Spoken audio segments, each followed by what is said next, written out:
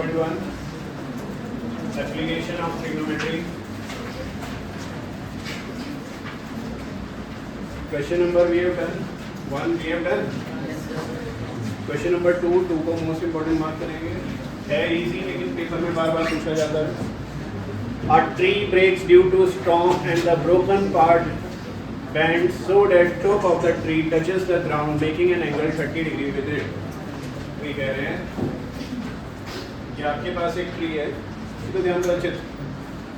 आपके पास एक ट्री है, लेट्स सपोज ट्री का नाम है ए बी. अब तेज स्टॉर्म की वजह से, तेज हवा चलने की वजह से ट्री जो है वो बीच से कहीं से टूट जाता है.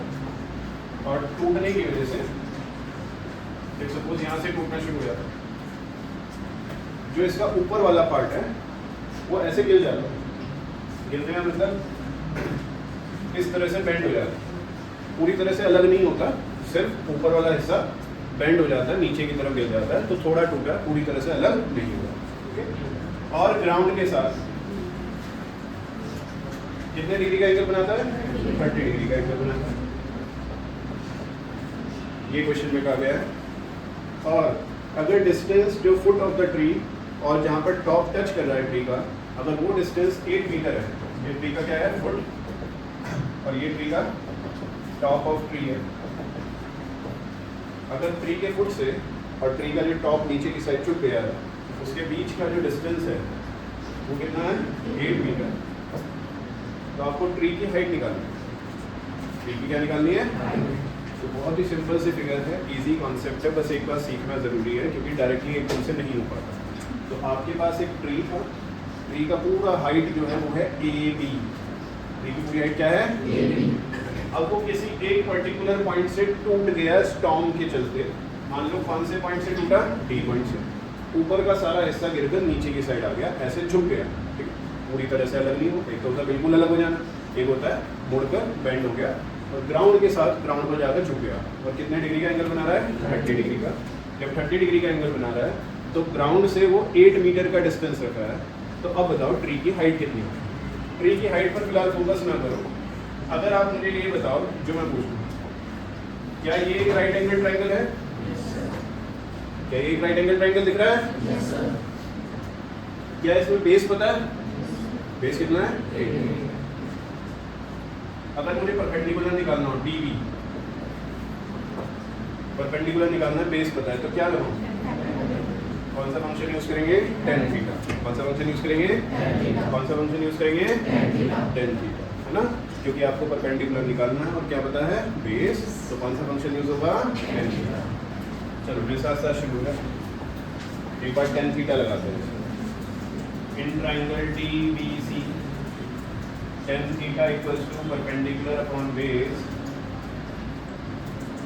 थीटा है 30 डिग्री. परपेंडिकुलर db था जो हमें निकालना है, बेस है 8.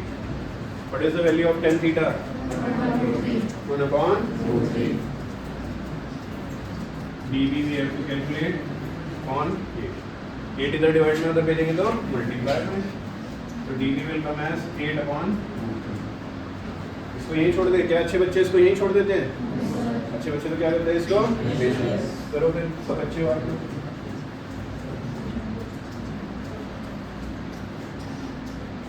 8√3 मीटर आ गया. ओके, 8√3/3 मीटर आ गया. बच्चों अगर ये निकालना हो हाइपोटेन्यूज, तो हाइपोटेन्यूज निकालने के लिए काफ़ी सारे हो गए. या तो लगाओ साइन थीटा. साइन थीटा होता है परपेंडिकुलर अपॉन हाइपोटेन्यूज. परपेंडिकुलर पता है, हाइपोटेन्यूज आ जाएगा. या फिर लगाओ कॉस थीटा. कॉस थीटा होता है बेस अपॉन हाइपोटेन्यूज. बेस पता है, हाइपोटेन्यूज आ जाएगा. या फिर सिंपल सा पाइथागोरस थ्योरम लगा लो. पाइथागोरस थ्योरम से परपेंडिकुलर पता है, बेस पता है, हाइपोटेन्यूज आ जाएगा. तीनों में से कोई भी लगाकर आप हाइपोटेन्यूज निकाल सकते हो. जल्दी से निकालो.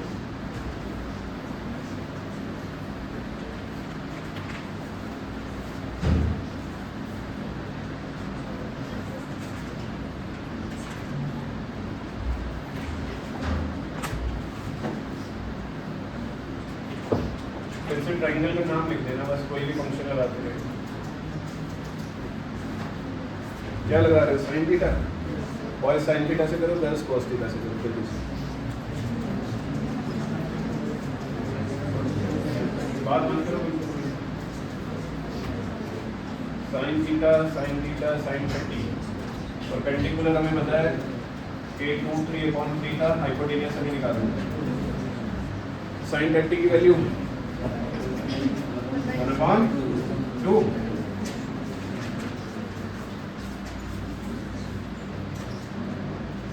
हाइपोटेनियस इधर भेज देते हैं, 2 उधर चला जाएगा।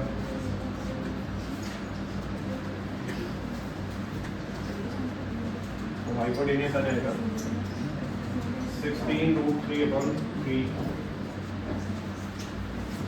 cos थीटा लगाकर निकालोगे तब भी आएगा हमसे निकाला बस। अब सुनो, एक बार बोर्ड पर देखना और बताना। बेस एंगल, ठीक है। जो ट्री है उसका पूरा नाम AB है। जो ट्री है उसका पूरा नाम क्या है? AB। मुझे अभी तक DB पता है, मुझे अभी तक DC पता है, ठीक है। बेस एंगल में बता सकते हैं ट्री की हाइट कैसे निकालें। इन दोनों को क्या कर देंगे? प्लस। ये DB वो पार्ट है जो बच गया है ट्री का, DC वो पार्ट है जो टूट कर गिर गया है। तो जो बच गया है और जो टूट कर गिर गया है, अगर हम इसको प्लस कर दें तो हमारे पास किसकी हाइट आ जाएगी? तो ये चीज़ हम करने वाले हैं यहाँ पर। तो इतना सॉल्व करने के बाद एक लाइन खींचेंगे और फिर उसके बाद फाइनल आंसर लिखेंगे। Height of tree is equals to DB plus DC। DB आपके पास सॉल्व करने के बाद कितना आया था? 8√3/3। DC सॉल्व करने के बाद आया 16√3/3। इसको एलसीएम लेकर सॉल्व करेंगे। 3 और 3 का एलसीएम 3 आएगा। 8√3 प्लस 16√3 दैट इज 24√3/3। 3 से 24 फारस डिस्टर्बेंस नहीं होना चाहिए। ये आ जाएगा 8√3। So 8√3 is the final answer. 8√3 क्या होगा यहाँ पर? फाइनल। एक बड़ा इंपॉर्टेंट क्वेश्चन है जिसमें कंप्लीट ट्री ऊपर से टूट कर नीचे गिर जाता है और जो नीचे गिरा हुआ पार्ट है वो एंगल बनाता है 30 डिग्री का ग्राउंड के साथ। एक बार हमने जो बचा हुआ पार्ट है उसकी हाइट निकाली tan थीटा लगाकर, एक बार जो गिर गया था पार्ट उसकी हाइट निकाली sin थीटा लगाकर, और बाद में दोनों पार्ट्स को क्या कर दिया? Plus. Next third question we have done, fourth question done, fifth question done, 6, 7 तक हो गए सारे। क्वेश्चन नंबर 8 पर आओ। 8 नहीं माना अभी? स्टैचू 1.6 मीटर टॉल, एक स्टैचू है जिसकी हाइट है 1.6 metre. Stand on the top of a pedestal, जो जिस पर स्टैचू को रखा जाता है उसको पेडेस्टल बोल देते हैं। तो ये एक पेडेस्टल बनाया और वही करना है बच्चों, सेम चीज़, फिर से वही मेथड जो आपको बताया था। पहले फिगर बनाओ विद प्रॉपर लेबलिंग। सबसे पहला स्टेप फिगर बनाने का विद प्रॉपर लेबलिंग। पेडेस्टल बनाया, इसके ऊपर स्टैचू बनाया। स्टैचू की हाइट दे रखी है, इट इज गिवन। जितनी भी हाइट किसी भी चीज़ की दे रखी होती है उसको ऐसे लाइन खींचकर शो करते हैं प्रॉपर तरीके से कि इस पॉइंट से इस पॉइंट की लेंथ यहाँ से यहाँ तक 1.6 मीटर, ठीक है। From the point on the ground, आप ग्राउंड पर किसी पॉइंट पर खड़े हुए हैं, ग्राउंड को भी मेंशन कर। The angle of elevation of the top of the statue is 60 degree. आप इस पॉइंट पर खड़े हो, आपने टॉप ऑफ द स्टैचू को देखा, यानी कि स्टैचू के टॉप को देखा, और ग्राउंड के साथ आपका एंगल बन रहा है 60 डिग्री। फिर फ्रॉम द सेम पॉइंट, आप उसी पॉइंट पर हो, the angle of elevation of the top of the pedestal. अब आप पेडेस्टल का टॉप देख रहे हो, तो पेडेस्टल ये है जिस पर स्टैचू रखा हुआ है, इसका टॉप ये होगा, टॉप ऑफ पेडेस्टल। तो वो ऐसा भी बोल सकता था कि आप स्टैचू पर बॉटम देख रहे हो, या उसने क्या कह दिया, पेडेस्टल का क्या देख रहे हो, टॉप। तो जब आपने पेडेस्टल का टॉप देखा तो अब एंगल कितना बन रहा है? 45 degree. Now you have to find the height of the pedestal. आपको पेडेस्टल की क्या निकालनी है? सबसे पहला काम फिगर बनाना विद प्रॉपर लेबलिंग। मैंने लेबलिंग तो कर दी है, अभी एक चीज़ की मिसिंग है। उन क्या मिसिंग है? पॉइंट्स को नेम देना, हर एक पॉइंट्स को प्रॉपर नेम देना। जैसे कि A, B, C और D। ठीक है, प्रॉपर नेमिंग करनी है। उसके बाद जब आप फिगर बना लो, प्रॉपर लेबलिंग कर लो, नेमिंग कर लो, उसके बाद आपको दो ट्रायंगल्स ढूंढने हैं। दोनों राइट एंगल ट्रायंगल होने चाहिए, दोनों में 10 थीटा लगाना है। क्या लगाना है? दोनों में 10 थीटा। और दोनों में 10 थीटा कौन से में पहले लगाओगे? छोटे वाले में पहले और बड़े वाले में। बस सॉल्व करना है, मैक्सिमम क्वेश्चन ऐसे ही होने वाले हैं। ओके, तो चलो देख लेते हैं, सीख लेते हैं। जो ट्रायंगल मुझे नजर आ रहा है, एक तो मुझे नजर आ रहा है ABC, और अब उनका दूसरा कौन सा ट्रायंगल नजर आ रहा है बेटा? BAC, right angle triangle. Right angle triangle होना चाहिए। 60 सेमी BBA। का पूरा ट्रायंगल बड़े वाला लेना पड़ेगा, क्योंकि राइट एंगल शुड भी दे रहा है। दो ट्रायंगल ढूंढने हैं, दोनों राइट एंगल होने चाहिए। दो ट्रायंगल ढूंढने बच्चों, दोनों कैसे होने चाहिए? Right angle. और दोनों में क्या लगाना है? 10 थीटा, पहले छोटे वाले में फिर बड़े वाले।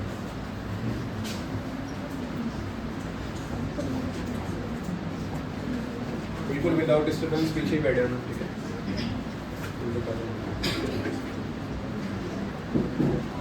पहले छोटे वाला ट्रायंगल, ट्रायंगल ABC 10 थीटा लगाएंगे, परपेंडिकुलर अपॉन बेस। थीटा है छोटे वाले ट्रायंगल के लिए 45 डिग्री, परपेंडिकुलर है BC और बेस है AB। What is the value of 1045? 1045 की वैल्यू कितनी होती है? 1 equals to BC upon AB इधर डिवाइड में इधर जाकर मल्टीप्लाई, तो AB किसके इक्वल आ जाएगा? BC। अब क्योंकि ना तो आपको AB की वैल्यू पता है, ना ही BC की वैल्यू पता है, तो आप इसे आगे सॉल्व नहीं कर सकते हो, तो आप इसे यहीं छोड़ दो। अब दूसरी चीज़ करते हैं। दूसरी चीज़ में क्या करना था? दूसरा ट्रायंगल लेना है और उसमें भी क्या लगाना है? 10 थीटा। पहले फिगर बनाओ, फिर प्रॉपर लेबलिंग एंड नेमिंग, फिर दो ट्रायंगल ढूंढो, राइट एंगल ट्रायंगल ढूंढने हैं और दोनों में 10 थीटा लगाना है, पहले छोटे वाले में फिर बड़े वाले में। और बड़े वाले में लगाना है इन ट्रायंगल ABD।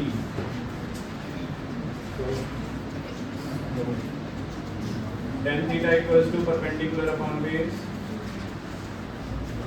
बड़े वाले के लिए थीटा है 60 degree, perpendicular Yash Agarwal perpendicular कौन होगा इसका? DB। नमन गुप्ता बेस कौन होगा इसमें? AB। Ishika, what is the value of 1060? √3। DB को तोड़ा जा सकता है। कृष्ण बाल द्वारा DB को क्या क्या लिख सकते हैं? तोड़कर DC प्लस C। DB को तोड़ दिया, उसको लिखा DC प्लस C। हमने लास्ट टाइम जो क्वेश्चंस किए थे उसमें भी हम सेम ही चीज़ कर रहे थे बार बार, इसलिए सभी को आता होगा। ठीक है बच्चों? और AB BC के इक्वल है, तो AB की जगह भी क्या लिखा जा सकता है? BC। चाहे BC लिखो चाहे CB लिखो, एक ही बात होती है। चाहे BC लिखो चाहे CB लिखो, एक ही बात होती है। साइड में आप नाम आगे पीछे कर सकते हैं। क्या हमें DC की वैल्यू पता है बच्चों? कितनी है? 1.6। तो DC की वैल्यू रख देते हैं 1.6। CB हमें निकालना है अपॉन, तो अब ये पूरा क्वेश्चन सॉल्व करते करते CB में कन्वर्ट हो गया और CB ही हमें निकालना है, पेडेस्टल की हाइट ही हमें निकालनी है। तो CB इधर अपॉन में इधर भेज देते हैं, मल्टीप्लाई।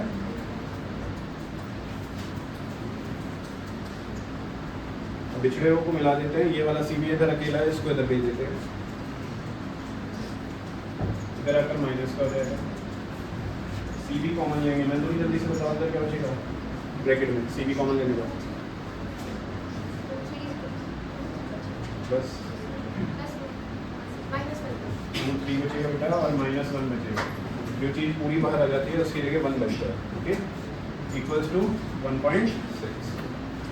√3 - 1 इधर CB के साथ मल्टीप्लाई में, उधर भेज देंगे तो डिवाइड में।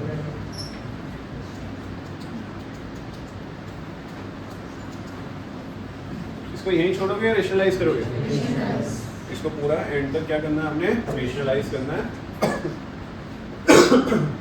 और फिर फाइनल आंसर लिखिए। क्लियर? वही क्या आ रहा है रेशनलाइज करने के बाद फाइनल आंसर 0.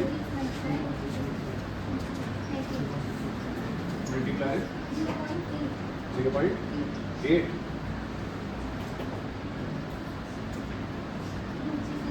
√3 प्लस और किसने कर लिया रेशनलाइज? किसने सही आ रहा है? तो बाकी बच्चे भी इसको जल्दी से रेशनलाइज करेंगे।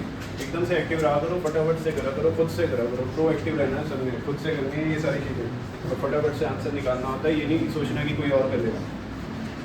ठीक है, क्या क्वेश्चन नंबर 9 हो गया था? क्वेश्चन नंबर 10 को मोस्ट इंपॉर्टेंट मार्क करो और उसकी फिगर बनाओ। Let's match it. In question number 9 they are saying, question number 10 sorry, two poles of equal heights are standing opposite to each other on either side of the road which is 80 meter wide। एक road है कोई जो कि 80 metre wide है। Total इसकी road की चौड़ाई कितनी दे रखी है? 80 मीटर। इस पर कोई दो पोल्स हैं अपोजिट साइड पर और इक्वल हाइट के हैं। इस गिवन इन द क्वेश्चन की पोल्स क्या हैं? दोनों इक्वल हाइट के हैं। तो अगर AB एक पोल का नाम है और CD दूसरे पोल का नाम है, this is pole 1, this is pole 2, so according to question दोनों पोल्स की हाइट क्या है? इक्वल। तो AB और CD आपस में इक्वल हैं। Now they are saying from a point between them on the road the angle of elevation of the top of the poles are 60 degree and 30 degree respectively.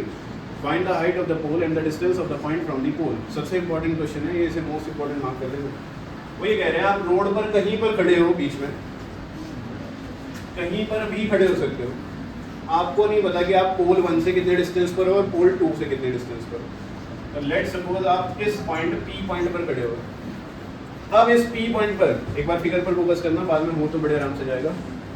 इस P point पर खड़े होकर आप दोनों poles के top को देखो, दोनों पोल्स के टॉप को देखो।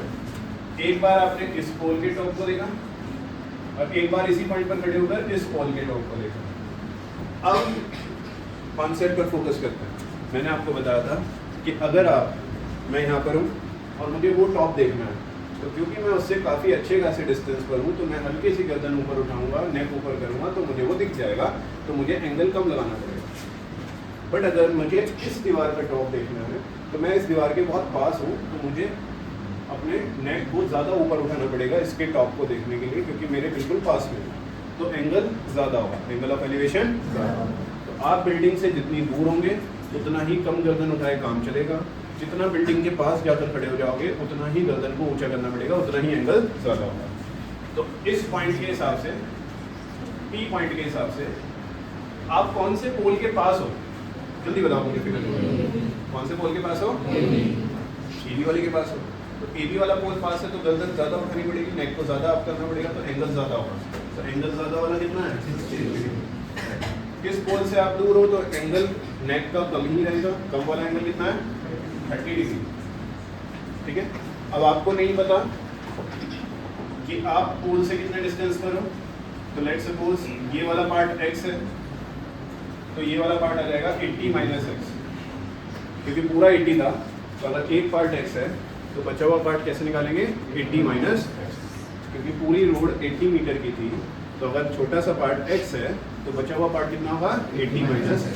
अगर पूरी रोड 80 की है और आप 10 मीटर पे खड़े हो तो बचा हुआ पार्ट कितना है? 70। कैसे निकालेंगे उसको? माइनस करके।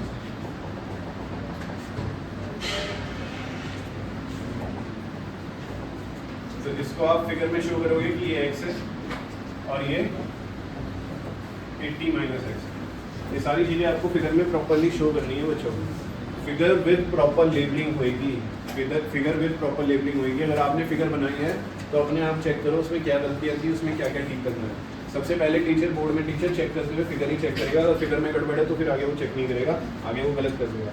ओके, तो इस पर फोकस करो, इस पर फिगर बनाने पर। फिगर बना लोगे, आगे का काम आसान है। दो ट्रायंगल ढूंढो, दोनों में क्या लगा दो? जल्दी बोलो। tan theta. दोनों में क्या लगाओगे? tan थीटा, है ना? तो वही काम हम करना है। अच्छा, जो ये वाला कॉन्सेप्ट मैंने बताया आपको कि पोल के पास हो तो ज़्यादा एंगल, पोल से दूर हो तो कम एंगल, ये किस किस को क्लियर है? इसमें कोई डाउट तो नहीं है किसी को?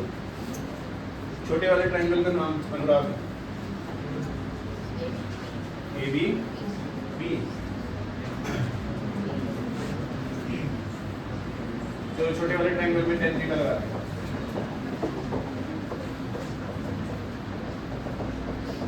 पहले tan थीटा का फॉर्मूला लिखा करो एज इट इज। थीटा की वैल्यू 60 डिग्री है, परपेंडिकुलर पोल 1 है जो कि AD के इक्वल है। अच्छा एक और चीज जो फिगर में मेंशन कर रहा हूँ ये भी अपने पास फिगर में शो कर लीजिएगा प्लीज। पोल की हाइट को h मान रहा हूँ, तो अगर पोल 1 की हाइट h है तो पोल 2 की हाइट भी h होगी। एग्री करते हो इस बात से? क्योंकि it is given in the question कि दोनों पोल की हाइट सेम है, तो अगर पोल 1 की हाइट h है तो पोल 2 की हाइट भी कितनी होगी? h। परपेंडिकुलर अब सॉल्व कर रहे हैं इसको। Perpendicular upon base, perpendicular is h, base था इसमें x, वंशी tan 60 की value √3 equals to h upon x। Lakshya से नहीं क्या करें? x को दूसरी साइड ट्रांसपोज कर देते हैं, इधर डिवाइड में इधर आकर मल्टीप्लाई। अब ना तो h की वैल्यू पता है ना ही x की वैल्यू पता है, तो यही छोड़ देते हैं इसको। आगे देखते हैं आगे क्या करना है। ओके आगे क्या करना होता है आदित्य राणा? अब क्या करना होता है इसके बाद? x की वैल्यू पुट करनी होती है, दूसरे ट्राइंगल में tan थीटा लगाना होता है, बड़े वाले ट्राइंगल में tan थीटा अप्लाई करना होता है। तो बड़े वाला ट्राइंगल जो है वो ये दिख रहा है, इस बड़े वाले ट्राइंगल का नाम CDE है, जिसमें tan थीटा का फॉर्मूला लगाएंगे परपेंडिकुलर अपॉन बेस। इस बार थीटा है 30 डिग्री, परपेंडिकुलर हाइट है, पोल की हाइट इसको h मान रखा है। राधिका गुप्ता इसमें बेस क्या लेंगे? बड़े वाले ट्रायंगल में बेस क्या लेंगे फिगर के साथ? 80 माइनस एक्स। ये हमने जो बेस मान रखा है कितना लटका रखा है बच्चों? 80 माइनस एक्स। tan 30 की value 1/√3 h upon 80 minus h की वैल्यू हमें पता है √3x है, तो क्यों ना h की वैल्यू को इसमें पुट कर देते हैं।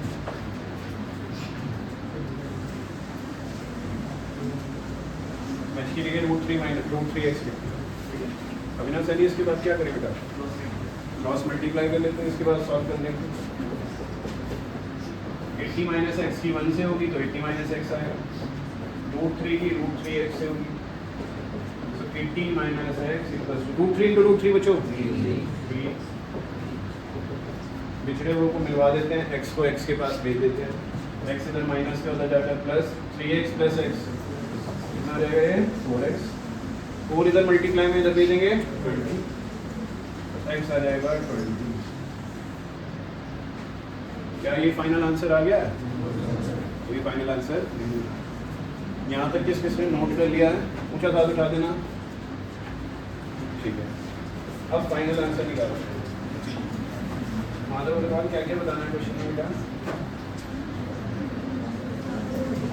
पूछा क्या हाइट ऑफ द पोल, पोल की हाइट पूछी है, और ये पूछा है कि कितने कितने डिस्टेंस पर है, पोल 1 से कितना डिस्टेंस है और पोल 2 से कितना डिस्टेंस है। ठीक है, तो पहले तो हाइट ऑफ पोल निकाल लेते हैं। वहाँ तक आप करोगे ना x तक, और ये चीज़ नहीं करोगे जो अब मैं कर रहा हूँ प्रॉपर तरीके से, तो आपको मार्क्स मिलेंगे, बहुत सारे मार्क्स आपके कटे रहेंगे। तो अब सबसे पहले हाइट ऑफ पोल निकालो। हाइट ऑफ पोल h के इक्वल है। h किसके इक्वल था? अभी निकाला था फर्स्ट में, √3। h किसके इक्वल था बच्चों? √3। x की वैल्यू रख देते हैं, x की वैल्यू 20 है, तो h आ जाएगा 23। कितना आएगा h? 20√3। 20 को पहले लिख दिया, √3 को। हाइट ऑफ पोल का काम तो हो गया, यहीं तक छोड़ दिया। इसको अपॉन में थोड़ी ना आ रहा, √3 अपॉन में आता तो सॉल्व करते, रेशनलाइज करते। ये तो इसके साथ आ रहा है तो यहीं छोड़ सकते इसको। Now what you have to calculate is कि पोल से कितना डिस्टेंस है। तो फर्स्ट पोल से कितना डिस्टेंस था बच्चों? x की वैल्यू आ गई है, कितनी आई है? 20। दूसरे पोल से कितना डिस्टेंस था? 80 माइनस एक्स। 80 माइनस एक्स मतलब 80 माइनस 20, 80 माइनस 20 मतलब 60। तो ये चीजें लिख लेते हैं। डिस्टेंस प्रॉपर लिखना कैसे होगी बताओ? Distance of point P from pole 1, point P जहाँ पर आप खड़े हो उसका पोल 1 से डिस्टेंस किसके इक्वल है? x के इक्वल, जो कि कितना है 20 मीटर। तो ये आपका हो गया सेकंड आंसर। फर्स्ट आंसर ये था जिसने हाइट बताई थी। सेकंड आंसर ये है कि आप पोल 1 से कितने डिस्टेंस पर हो। थर्ड आंसर होगा कि आप पोल 2 से कितने डिस्टेंस पर हो। Distance of point P from pole 2। Pole 2 से आप कितने डिस्टेंस पर हो 80 माइनस, यानी कि 80 माइनस 20। 80 माइनस 20 कितना होगा 60। तो ये 3 आंसर्स अगर आप प्रॉपर लिख कर आओगे तभी आपको प्रॉपर पूरे मार्क्स मिलेंगे। ठीक है, क्योंकि हम मैक्सिमम चीज़ें फिगर में ही शो कर रहे हैं, तो इसलिए figure should be very clear. मैं देख रहा था बहुत सारे बच्चों ने छोटी छोटी फिगर्स बना रखी है, नहीं काम चलेगा, कंफ्यूजिंग हो जाएगा। थोड़ी बड़ी प्रॉपर फिगर बनाओ, प्रॉपर लेबलिंग करो कौन सी चीज़ क्या है, हर एक पॉइंट को नाम दो, ABCD PQRS कुछ भी एज ए विश, और फिगर के हिसाब से चलो। ठीक है, अगर x यहाँ पर यूज़ कर रहे हो तो x फिगर में होना चाहिए, 80 माइनस एक्स यूज़ कर रहे हो तो 80 माइनस एक्स फिगर में होना चाहिए। Now it is clear for everyone. ये बड़ा इंपॉर्टेंट क्वेश्चन है, पेपर में ज़्यादातर पूछा जाता है। कोई किसी पार्ट में कोई डाउट है, ये ऐसे क्यों किया वैसे क्यों नहीं किया। 2 वेरिएबल भी कर सकते हो आप, इसको ऐसे भी कर सकते हो, इसको x मान लो, इसको y मान लो, 2 वेरिएबल्स लेकर भी कर सकते हो। यहाँ से यहाँ तक का डिस्टेंस x, यहाँ से यहाँ तक का डिस्टेंस y। तब भी आप सॉल्व करोगे तो ऑटोमेटिकली अपने आप इक्वेशंस ऐसी बन जाएंगी कि x और y की वैल्यू यही आएगी 20 और 60। दूसरी क्लास में जाऊँगा। क्वेश्चन नंबर 11 खुद से करके दिखाओ, बहुत ही आसान है, बहुत ही आसान है। Figure is already given. एक छोटा ट्राइंगल ढूंढो, ABC दिख रहा है साफ साफ क्वेश्चन नंबर 11 में, उसमें tan थीटा लगाओ। बड़ा ट्राइंगल ढूंढो, साफ साफ दिख रहा है ABD, उसमें tan थीटा लगाओ और सॉल्व करो। बट पहले इन्फॉर्मेशन पढ़ लेना सारी, क्योंकि ये फिगर पेपर में गिवन नहीं है। Read the information clearly. आप में से काफ़ी बच्चे ये मिस्टेक कर रहे हैं कि वो राइट एंगल ट्राइंगल देख ही नहीं रहे।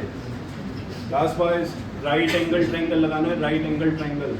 ठीक है, राइट एंगल ट्राइंगल ध्यान से देखो, ABD है। क्वेश्चन नंबर 11 में फिगर वाज आल्सो गिवन। आपको तो बस सॉल्व करना था बच्चों खुद से। AB इज टावर, जब पॉइंट C से देखा गया तो 60 डिग्री का एंगल, जब पॉइंट D से देखा गया तो 30 डिग्री का एंगल। एक चीज़ देखो जरा बोर्ड पर सभी बच्चे, जब मैंने जा जाके सबके पास देख रहा हूँ तो बार बार ये मिस्टेक सामने आ रही है। एक तो ये लाइन सही नहीं बनाता, ये लाइन बिल्कुल शार्प और प्रॉपर होनी चाहिए। जहाँ से जहाँ तक का डिस्टेंस शो करना है सिर्फ वहाँ तक होनी चाहिए। किसी ने पूरी खींच रखी है फिगर, किसी ने सिर्फ यहाँ हाफ ही बना दिया, ठीक, किसी ने यहाँ पर बनाई है और 20 यहाँ लिख रखा है। नहीं, जिस डिस्टेंस को आप एग्जैक्टली रिप्रेजेंट कर रहे हो, इस पॉइंट से इस पॉइंट का है, सिर्फ वहीं तक ये लाइन होनी चाहिए। It is clear. फिर दूसरी चीज़ जो आप लोग गड़बड़ कर रहे हो वो ये कि आप सिर्फ ट्राइंगल ढूंढ रहे हो, छोटा और बड़ा, आप ये भूल जा रहे हो कि राइट एंगल ट्राइंगल चाहिए। राइट एंगल ट्राइंगल मतलब उसमें 90 डिग्री आना चाहिए। तो एक तो राइट एंगल ट्राइंगल साफ साफ दिख रहा है ABC, दूसरा राइट एंगल ट्राइंगल जो साफ साफ दिख रहा है वो क्या है AB। जो भी आप ट्राइंगल कंसीडर कर रहे हो या करने वाले हो, इट शुड हैव 90 डिग्री। उसमें कौन सा एंगल होना चाहिए, 90 डिग्री का एंगल होना चाहिए, क्योंकि आप जो ट्रिग्नोमेट्रिक फंक्शंस यूज कर रहे हो वो राइट एंगल ट्राइंगल में ही लगते हैं। क्लियर। छोटे वाला ट्राइंगल ट्रिक बता रखी है आपको, पहले छोटे वाला ट्राइंगल उठाओ, tan थीटा लगाओ परपेंडिकुलर अपॉन, इसमें थीटा है 60, परपेंडिकुलर AB और बेस BC। tan थीटा की वैल्यू चिन्ह में, then 60 की वैल्यू √3। AB टावर की हाइट है नहीं पता, BC टावर से C पॉइंट का डिस्टेंस है नहीं पता, BC को इधर भेज देते हैं। ना तो हमें AB की वैल्यू पता है ना ही BC की वैल्यू पता है, तो इसको ही छोड़ देते हैं। ये किस किसने सही कर लिया। अब आपको बड़े वाला राइट एंगल ट्राइंगल उठाना था जिसका नाम था ट्राइंगल ABD। इसमें भी tan थीटा लगाना था जो कि क्या होता है perpendicular upon base. For the big triangle the theta is 30 degree. Perpendicular की पहचान बता रखी है, थीटा के सामने वाला, थीटा के बिल्कुल सामने वाला। तो थीटा के बिल्कुल सामने कौन है AB। अच्छा, बेस लेते हुए बहुत सारे बच्चे कंजूसी कर रहे हैं, मुझे नहीं पता क्यों। कंजूसी इन द सेंस बेस लेते टाइम सिर्फ यहाँ तक ले रहे हैं 20, जबकि ट्राइंगल पूरा है, बड़ा है, तो बेस भी पूरा आएगा। क्या नाम आएगा बेस का, बेस का नाम क्या पड़ेगा बच्चों, Vanshika value of 1030 1/3 A B की वैल्यू कितनी है बच्चों? ए बी की वैल्यू कितनी है? √3 BC। क्या डीबी को ब्रेक डाउन किया जा सकता है? 20 प्लस सीबी लिखो या बीसी लिखो, एक ही बात होती है। इसके बाद क्या करें? सारी वैल्यूज को पुट करने के बाद, चेंज करने के बाद क्या करेंगे? Cross multiply. हमारा मुक्का क्लियर हो रहा है? नमन जैन हमारा स्पेल क्लियर हो रहा है? क्रॉस मल्टीप्लाई करेंगे। 1 की मल्टीप्लाई 20 प्लस BC से होगी तो एज इट इज आएगा। √3 BC की √3 से होगी तो √3 into √3 3 BC हो जाएगा। ये BC इधर प्लस का होता जाकर minus 3 BC minus BC 2 BC, तो इधर मल्टीप्लाई में इधर आकर तो बच्चों B से C तक का डिस्टेंस कितना आ चुका है? 10 मीटर। आपको यही बोला था कि ये डिस्टेंस निकालो। आपसे तो पूछा ही था कि कैनाल की विड्थ निकालो, मतलब रिवर की चौड़ाई निकालो, वो तो बता दिया। और आपसे हाइट ऑफ टावर भी पूछा गया है। पर मुझे हाइट ऑफ टावर कैसे बता सकते हैं? और हाइट ऑफ टावर कैसे बता सकते हैं? Height of tower A B है, ए बी कैसे निकालेंगे? कौन कौन बता सकता है हाइट ऑफ टावर कैसे निकालेंगे?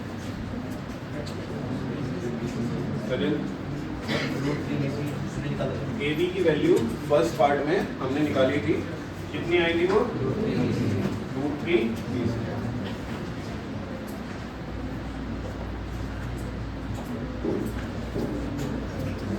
ए बी की वैल्यू कितनी आई थी फर्स्ट पार्ट में? √3 BC। पहले ट्राइंगल से निकाली थी ना हमने, √3 BC आई थी ए बी की वैल्यू, बस उसी का यूज कर रहे हैं। BC 10 आ गया था,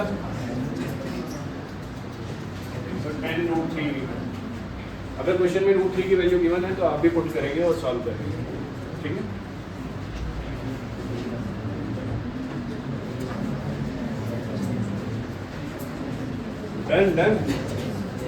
डन बाय एवरीवन। समझ किस किस को आ गया है? किस किस ने पूरा खुद से कर लिया था? अगर आपने नोटिस किया हो तो जो चीज़ मैंने आपको बताई थी बार बार वही एप्लीकेबल हो रही है। First step you have to make out labelled figure, proper labelling के साथ बनानी है, नेमिंग के साथ बनानी है। हर एक चीज़ मेंशन करनी है। किसी को x मान रहे हो तो वो भी लिखना है, किसी को y मान रहे हो तो वो भी लिखना है, किसी को h मान रहे हो तो वो भी लिखना है। फिर उसके बाद आपने 2 ट्राइंगल ढूंढने हैं। ट्राइंगल ढूंढने की कंडीशन है कि राइट एंगल ट्राइंगल होना चाहिए। हल्का सा भी कंफ्यूजन हो तो पहले ही राइट एंगल बना लिया। फिर उसके बाद दूसरी कंडीशन ये है कि दोनों में tan थीटा लगाना है, पहले छोटे वाले ट्राइंगल में। एंगल के हिसाब से नहीं चलना, ट्राइंगल के हिसाब से चलना। मेरे बच्चों को ये भी कंफ्यूजन हो रहा है कि छोटे वाला एंगल जो है उसमें लगाना है, नहीं, छोटे वाला ट्राइंगल जो है उसमें लगाना है। तो साफ साफ देखने से पता चल जाएगा ये छोटा है और ये बड़ा है। छोटे वाले ट्राइंगल में tan थीटा लगाओ और फिर बड़े वाले में लगाओ। ऐसा नहीं है कि बड़े वाले में लगाओगे पहले और छोटे वाले में बाद में लगाओगे तो सॉल्व नहीं होगा, सॉल्व तब भी हो जाएगा। ये ज़्यादा आसान पड़ेगा, पहले छोटे वाले में फिर बड़े वाले। ओके। अच्छा, मैंने आपको एक चीज़ सिखाई थी, एक चीज़ बताई थी कि अगर आप किसी ऑब्जेक्ट को देख रहे हो तो एक लाइन होती है सीधी इमेजिनरी लाइन, इसको क्या बोलते हैं? Line of site. वही देखते आना, समझते आना, बड़ी इंपॉर्टेंट बात है। अगर किसी ऑब्जेक्ट को ऊपर की तरफ देखना पड़े तो ऊपर की तरफ जो एंगल बनता है उसको क्या बोलते हैं? Angle of elevation. और अगर किसी ऑब्जेक्ट का नीचे वाला पार्ट देखना हो तो आंखें नीचे करनी पड़ेगी, तो यहाँ पर जो एंगल बनेगा वो क्या बनेगा? Angle of elevation. Line of site से मतलब जो मेरी बिल्कुल सीधी साइड है उससे ऊपर देखूंगा तो एंगल ऑफ एलिवेशन, नीचे देखूंगा तो एंगल ऑफ एलिवेशन। ये चीज़ किस को याद है? पहले भी बताई मैंने। क्वेश्चन नंबर 12 देख रहे हैं, 12 आपके सामने फिगर बना रहा हूँ क्वेश्चन नंबर 12 की। एक बार मैच करना कि जैसे आप लोग सोच रहे हो मैं भी वैसे ही सोच रहा हूँ या नहीं। Okay. From the top of a 7 metre high building, आप 7 मीटर हाई बिल्डिंग पर हो। एक बार देखना, पहले मत चलाना। बिल्डिंग है 7 मीटर हाइट, आप इसके टॉप पर खड़े, ठीक है। The angle of elevation of the top of the cable of tower is 60 degree. आप एक केबल टावर को देख रहे हो, ये केबल टावर है। कोई मुझे बता सकता है कि मैंने केबल टावर को बिल्डिंग से बड़ा क्यों बनाया? जस्ट रेजर है, बताओ चिन्ह।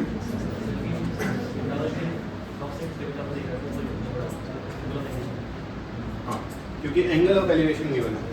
आप बिल्डिंग के सबसे ऊपर वाले पॉइंट पर हो और टावर का एंगल ऑफ एलिवेशन दे रखा है, तो एंगल ऑफ एलिवेशन तब बनता है जब आप ऊपर देखते हो। तो आप टावर को ऊपर की तरफ देख रहे हो, तो ऊपर की तरफ तब देखोगे जब टावर ऊंचा होगा बिल्डिंग से। तो इससे हमें पता चलता है कि टावर जो है वो बिल्डिंग से ऊंचा है। समझ आई बात? आप कहाँ खड़े हो? बिल्डिंग के टॉप पर, टावर पर देख रहे हो, टावर पर एंगल ऑफ एलिवेशन बन रहा है। तो एंगल ऑफ एलिवेशन बनने का मतलब है कि टावर ऊंचा है, तभी तो एंगल ऑफ एलिवेशन बन रहा है। तो पहले तो लाइन ऑफ साइट बनाते हैं खुद से, ये क्वेश्चन में गिवन नहीं होती, खुद से बनाना होता है। फिर यहाँ पर खड़े हो गए, आपने टावर का टॉप देखा, आपको अच्छा लगा और एंगल कितना बना रहा हो? कितना बन रहा है एंगल? 60 डिग्री। फिर यहीं पर खड़े खड़े आपने टावर के फुट को देखा, फुट ऑफ टावर। अब आप नीचे की तरफ देख रहे हो, लाइन ऑफ साइट से नीचे की तरफ देख रहे हो। तो क्योंकि आप लाइन ऑफ साइट से नीचे की तरफ देख रहे हो, तो इस बार एंगल जो नीचे की तरफ बनेगा उसको बोलेंगे एंगल ऑफ डिप्रेशन। और वो कितना दे रखा है बच्चों? 45 डिग्री। ठीक है, ये कितना दे रखा है? 45 डिग्री। इससे इसको ज्वाइन कर देते हैं, ग्राउंड हो गया। तो ये बन गई फिगर। फिगर किस किस को बना दिया? मैंने कुछ भी अरब से स्पेशल नहीं किया। एक 7 मीटर हाई बिल्डिंग बनाई, उसके टॉप पर जाकर बैठ गए। अब इस टॉप से हम एक टावर को देख रहे हैं। जब उस टावर के टॉप को देखा तो एंगल ऑफ एलिवेशन आ रहा है, तो नजरें ऊपर उठानी पड़ी। इसका मतलब टावर लंबा है। ठीक है, तो एंगल ऑफ एलिवेशन कितना आया? 60 डिग्री। मैक्सिमम बच्चों को ये कंफ्यूजन रहता है या वो ये गलत करके आते हैं कि 60 डिग्री बनाए कैसे। तो एंगल ऑफ एलिवेशन या एंगल ऑफ डिप्रेशन को बनाने से पहले लाइन ऑफ साइट बना लिया करो। हमेशा फोकस रहो। एंगल ऑफ एलिवेशन या एंगल ऑफ डिप्रेशन को बनाने से पहले क्या बनाया करो? Line of site. मैं यहाँ पर था, मैंने पहले लाइन ऑफ साइट बनाई, सीधी डैश डैश डैश लगा। फिर उसके बाद एंगल ऑफ एलिवेशन ऊपर की तरफ, टॉप की तरफ बन रहा है, वो कितने डिग्री का है? 60 डिग्री का। फिर एंगल ऑफ डिप्रेशन नीचे की तरफ बन रहा है, जब मैं फुट ऑफ टावर को देख रहा हूँ, वो कितना है? 45 डिग्री का। दोनों ही एंगल्स, चाहे वो एंगल ऑफ एलिवेशन हो चाहे वो एंगल ऑफ डिप्रेशन हो, दोनों ही एंगल्स लाइन ऑफ साइट के हिसाब से बनेंगे। लाइन ऑफ साइट बनानी जरूरी है। बताओ यहाँ तक किस किस को क्लियर है? Next step what you have to do is, अब इसमें क्या करना है? ये एंगल 45 है ना डिप्रेशन वाला, तो ये भी 45 होगा। रीजन बता दो। सही बोल रहे हो? एक साथ बोल दो। ऑल्टरनेट। ठीक है, जब आप इतना सेटअप कर लो, अब आप पूरी तरह से रेडी हो फिर से वही करने के लिए। दो ट्रायंगल ढूंढो और दोनों में क्या लगाओ? tan theta. दो ट्रायंगल ढूंढो, दोनों में क्या लगाओ? tan theta. एक राइट एंगल ट्रायंगल ये दिख रहा है ABD, एक राइट एंगल ट्रायंगल ये दिख रहा है। इस पॉइंट को नाम दे देना। अच्छा, फिगर मैच करनी चाहिए। फिगर में जो जो पॉइंट्स जहाँ जहाँ मैंने मार्क किए हैं आपने भी वही मार्क करना है, क्योंकि मैं आंसर में वही पॉइंट्स यूज़ करूँगा। नहीं तो अभी तो समझ आ जाएगा, बाद में जब दोबारा करने बैठोगे तो फिर फिगर मैच नहीं होगी, फिर नाम मैच नहीं होगी। ओके, इसलिए इसको ध्यान से करना।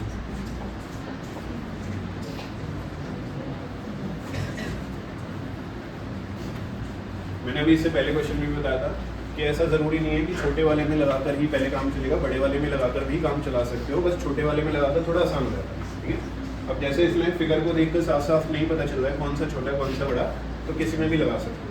क्या लगाना है? क्या लगाना है? करते हैं सर। मैं पहले नीचे वाले ट्रायंगल में लगा रहा हूँ ABD। tan theta equals to perpendicular upon base.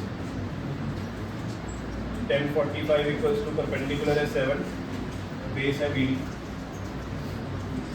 tan 45 की वैल्यू 1 है, 7 upon BD को उधर भेजेंगे, 7 आ जाएगा।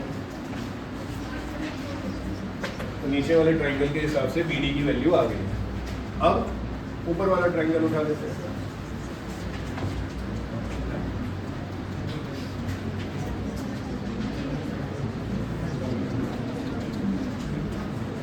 इन ट्रायंगल AC, इसमें भी फिर से क्या लगाएंगे? tan थीटा, जो कि क्या होता है? Perpendicular upon.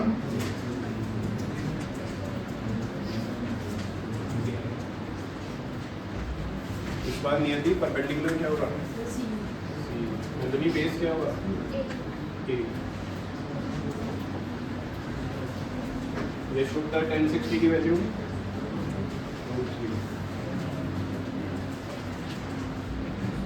एक बार फिगर में देखेंगे बच्चों तरफ बोर्ड पर फोकस करना है एक मिनट के लिए समझिए। क्या ए और बी डी इक्वल होंगे? फिगर के हिसाब से ए और बी डी क्या है आपस में? इक्वल। कोई रीजन नहीं देना, कोई जस्टिफिकेशन नहीं देनी, सीधा फिगर के हिसाब से चलो। ए की जगह क्या रख सकते हो? B D. कोई रीजन नहीं देना, कोई जस्टिफिकेशन नहीं देनी, सीधा फिगर के हिसाब से चलो। फिगर के हिसाब से जितना ए होगा उतना ही क्या होगा? B D. बी डी की वैल्यू कितनी आई है? सर तो यहाँ पर भी आप ए की जगह क्या रखोगे? बी डी, और बी डी की वैल्यू रखोगे 7। 7 इधर मल्टीप्लाई में आ जाएगा तो आपके पास सी ई की वैल्यू आ जाएगी बच्चों। किसकी वैल्यू आ गई? अब आपको निकालना क्या है? ए बी को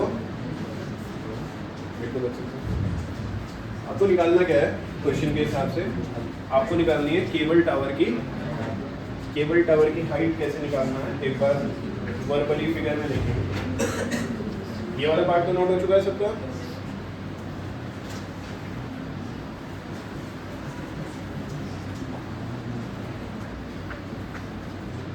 बच्चों क्या देखते हैं अनदर बोर्ड पर, क्या केबल टावर की हाइट ये पूरी है सीढ़ी? तो आपको अगर हाइट ऑफ टावर निकालनी है तो इसका मतलब आपको सीढ़ी निकालना है। क्या सीढ़ी दो पार्ट्स में डिवाइडेड है बच्चों? एक तो सी और दूसरा, तो क्या मैं सीढ़ी को सीई प्लस ईडी लिख सकता हूँ? इस बात से कौन कौन एग्री कर रहा है? CD can be written as CE plus ED। CE की वैल्यू आपने अभी निकाली है 7√3। ED की वैल्यू कौन कौन बता सकता है? Just raise your hand with reason. इधर वाले बॉयज से आंसर नहीं आ रहा, बीच वाले वंशी का।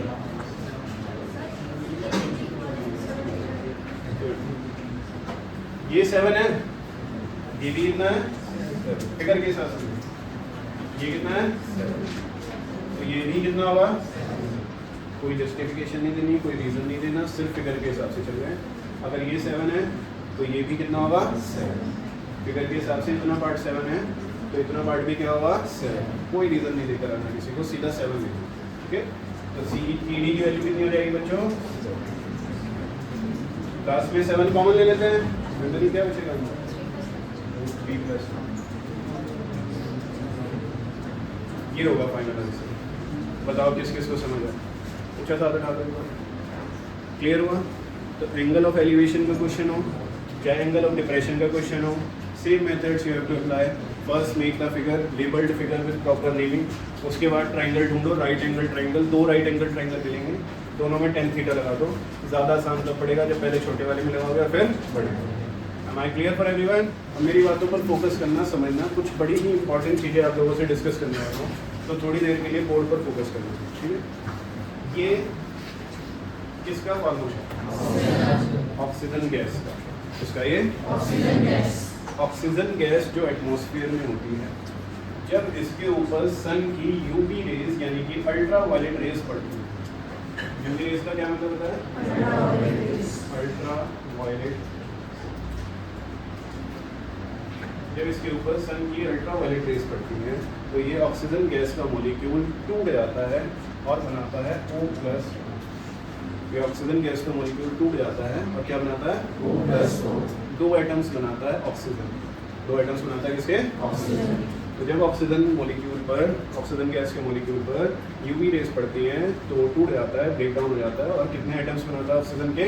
2 एटम्स बनाता है। क्या सारी ऑक्सीजन टूट जाएगी एकदम? सारी तो नहीं टूटती होगी।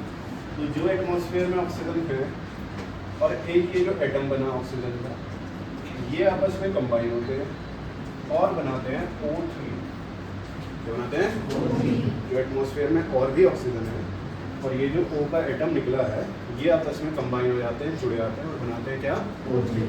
ये जो O3 का मॉलिक्यूल बना है, इसको आप बोलते हो ओजोन मॉलिक्यूल। इस O3 के मॉलिक्यूल को किस नाम से जानते हैं? Ozone molecule. ये जो ओजोन का मॉलिक्यूल होता है, ये एक मॉलिक्यूल होता होगा या बहुत सारे मॉलिक्यूल्स होते होंगे? बहुत सारे। ये बहुत सारे मॉलिक्यूल्स मिलकर एक लेयर बनाते हैं हमारे एटमॉस्फेयर में, जिसको हम बोलते हैं ओजोन लेयर। मेरे बताने से पहले नाम किस किसने सुना हुआ है? ठीक है, तो क्योंकि इसके बारे में हम पहले से पढ़ चुके हैं, जानते हैं। तो O3 का जो मॉलिक्यूल होता है वो कई सारे मॉलिक्यूल बनकर एक पूरी लेयर बना लेते हैं, उसी को हम क्या बोलते हैं? Ozone layer. ओजोन लेयर हमारे लिए बहुत हेल्पफुल होती है। ये हमारे पूरे एटमॉस्फेयर में है, पूरे एटमॉस्फेयर को कवर किए हुए है, और ये हमें प्रोटेक्ट करती है, बचाती है। किससे? यूवी रेज से। जो सन से अल्ट्रावायलेट रेज आ रही हैं, जो कि हमारे लिए बहुत हार्मफुल है, ये हमें उससे क्या करती है? बचाती है। ये जो यूवी रेज है ना, ये बड़ी हार्मफुल होती है। ये यूवी रेज हमारी स्किन से बहुत सारी बीमारियां कर सकती हैं, जैसे कि स्किन कैंसर कर सकती हैं, बहुत सारी स्किन से रिलेटेड डिजीजेस हो सकती हैं अगर ये यूवी रेज हमारे एटमॉस्फेयर में एंटर कर जाए। इसके अलावा ये यूवी रेज किल कर देती हैं प्लांट्स के फोटोसिंथेटिक सेल्स को। प्लांट के कौन से सेल्स को किल कर देती हैं ये? इसकी वजह से प्लांट्स के अगर फोटोसिंथेटिक सेल्स मर जाएंगे तो प्लांट्स अपना खाना नहीं बना पाएंगे। प्लांट्स खाना नहीं बनाएंगे तो अगर प्राइमरी लेवल पर प्रोड्यूसर्स ही खाना नहीं बनाएंगे तो क्या और किसी लेवल पर खाना जाएगा? ना तो प्राइमरी कंज्यूमर को खाना मिलेगा, ना सेकेंडरी कंज्यूमर को, ना ही टर्शियरी कंज्यूमर को, और धीरे धीरे लाइफ जो है अर्थ से खत्म हो जाएगी। लाइफ अर्थ पर बनी हुई है क्योंकि अर्थ के अंदर ये यूवी रेज एंटर नहीं कर रही है। यूवी रेज एंटर करेंगी तो स्किन कैंसर भी करेंगी और प्लांट के सेल्स को किल भी कर देंगी। तो ये यूवी रेज एंटर क्यों नहीं कर पा रही है? क्योंकि कौन सी लेयर है? Ozone layer. कौन सी लेयर है? Ozone layer. लेकिन क्या हुआ, ये तो नेचर में बन गई, इसने हमें प्रोटेक्ट तो करना है, ये तो कर रही है अपना काम, कोई दिक्कत नहीं है। लेकिन क्या हुआ, ह्यूमंस ने कुछ टेक्नोलॉजीज इन्वेंट की 1990s के टाइम पर। कब की बात हो रही है? 1990s। कुछ रेफ्रिजरेटर्स बनाए। रेफ्रिजरेटर फुल फॉर्म होती है फ्रिज की, पता है ना सभी को ये बात? कुछ रेफ्रिजरेटर्स बनाए, कुछ एसीज बनाए। उस टाइम पर जो टेक्नोलॉजी यूज़ की गई इनको बनाने के लिए, उसमें से कुछ गैसेस निकली जिनको बोला जाता था शॉर्ट में CFC। क्या बोलते थे उनको? CFC। Full form chlorocarbon. क्या बोलते हैं इनको? क्लोरीन भी होता है ना, क्लोरोकार्बन। अब ये CFC कुछ भी हो, हमें इतना हेडेक नहीं लेना उसके बारे में, लेकिन ये CFC गैसेस ऊपर जाती थी, एटमॉस्फेयर में जाती थी, इस O3 के साथ रिएक्ट कर जाती थी। किसके साथ रिएक्ट करती थी? O3 के साथ रिएक्ट करके कोई नया प्रोडक्ट बना लेती थी। क्या बना लेती थी? कोई नया प्रोडक्ट बना लेती थी। वो जो भी बनाओ, O3 तो हट गया ना, जो नया प्रोडक्ट बनाया उसे फिलहाल भूल जाओ। जो भी बना है फिलहाल कौन हट गया उसकी वजह से? हमें ओजोन लेयर चाहिए थी। ओजोन लेयर O3 से बनी हुई थी। ओजोन लेयर O3 से बनी हुई है, O3 CFC के साथ रिएक्ट कर जाता है और कुछ और बना देता है। तो कुछ और बन गया तो O3 तो हट गया ना। O3 हटेगा तो ओजोन लेयर धीरे धीरे खत्म होनी शुरू हो जाएगी, डिप्लीट होनी शुरू हो जाएगी, गायब होनी शुरू हो जाएगी। तो फिर क्या होगा, अगर ओजोन लेयर गायब हो जाएगी तो अल्ट्रावायलेट रेज अंदर आ जाएंगी, जिनकी वजह से क्या होगा? स्किन कैंसर, जिनकी वजह से प्लांट्स के सेल्स मारे जाएंगे। बताओ ये किस किस को समझ आ रही है? सबसे पहले जो डिप्लीशन ओजोन लेयर में देखा गया वो एंटार्क्टिका में देखा गया।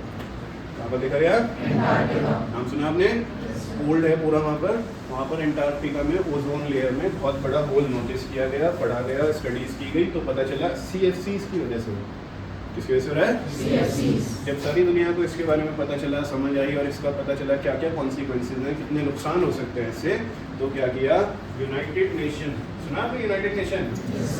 तो पूरा एक विश्व का संगठन है जिसमें कई सारी कंट्रीज आपस में यूनाइटेड हैं और वो मिलकर डिसीजन लेती हैं पूरे अर्थ के लिए। उनका एक प्रोग्राम था जिसको बोलते हैं यूनाइटेड नेशन एनवायरनमेंट प्रोग्राम। क्या होता है? United Nation Environment Programme. क्या होता है उसको? United Nation Environment Programme. उन्होंने वहाँ पर एक प्रोटोकॉल निकाला, एक रूल निकाला कि ऐसी सारी टेक्नोलॉजीज को बैन कर दिया जाए जिसमें CFC निकलती है। उसके बाद से सारी ऐसी टेक्नोलॉजीज को धीरे धीरे करके क्या कर दिया गया? बैन कर दिया गया। और अपनी ओजोन लेयर को हमने क्या किया? बताओ किसको समझ? तो ओजोन लेयर की फॉर्मेशन कैसे होती है? यूवी रेज पड़ती है, ऑक्सीजन पर टूट जाती है O+, फिर वो ऑक्सीजन O के साथ रिएक्ट करके क्या बनाता है? O3। ये जो मॉलिक्यूल बना है इसकी पूरी लेयर बन जाती है, उसी को क्या बोलते हैं? ये हमें किससे प्रोटेक्ट करती है? यूवी रेज अंदर आ जाएंगी तो क्या क्या करेंगी? और प्लांट के फोटोसिंथेटिक सेल्स को, और भी हार्मफुल इफेक्ट्स होंगे बट मेनली ये है, ठीक है। अच्छा हुआ हमारे पास क्या है? UV rays. लेकिन बहुत टाइम पहले ऐसा भी हुआ कि कुछ टेक्नोलॉजीज ऐसी बना ली जिससे क्या निकलनी शुरू हुई? CFCs क्या है? जब ऊपर जाती थी तो ऑक्सीजन इसके ओजोन मॉलिक्यूल के साथ रिएक्ट कर जाती थी और कुछ नया बना लेती थी, जिसकी वजह से ओजोन हट जाता था। और सबसे पहला डिप्लीशन जो ओजोन लेयर में देखने को मिला वो कहाँ देखने को मिला? एंटार्क्टिका। उसके बाद यूनाइटेड नेशन ने अपने एनवायरमेंट प्रोग्राम के अंदर ऐसी सारी टेक्नोलॉजीज को क्या कर दिया? बताओ किस चीज़ को समझ क्लियर है? इसे नोट कर लो as it is ozone layer डाल